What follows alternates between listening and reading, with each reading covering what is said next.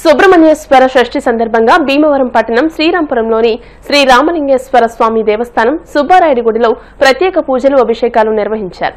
తెల్లవారుజామున 1 గంట నుండి భక్తుల అధిక సంఖ్యలో విచ్చేసి ప్రత్యేక క్యూ లైన్ల ద్వారా స్వామివారిని దర్శించుకున్నారు. సుబ్రహ్మణ్యేశ్వర స్వామికి స్వయంగా పాలు పోసి అభిషేకాలు నిర్వహించారు. ఎమ్మెల్యే పులపర్తి రామాంజనేయులు స్వామివారిని దర్శించుకున్నారు. డీఎస్పీ ఆర్జీ జయసూర్య ఆధ్వర్యంలో 2 టౌన్ 1 టౌన్ సీఐలు కాళీచరణ్ ఎం నాగరాజు బందోబస్తు ఏర్పాట్లను పర్యవేక్షించారు. ఆలయ ఈవో దండు వెంకటకృష్ణరాజు పర్యవేక్షణలో ఆలయ అర్చకులు స్వామివారికి పంచామృతాలతో అభిషేకాలు నిర్వహించారు. ఉత్సవాలకు సహకరించిన దాతలకు పోలీస్, మున్సిపల్ సిబ్బందికి ఆలయ అభివృద్ధి కమిటీ అధ్యక్ష కార్యదర్శులు గాదిరాజు సుబ్బరాజు, పొత్తూరి వాపిరాజు కృతజ్ఞతలు తెలియజేశారు.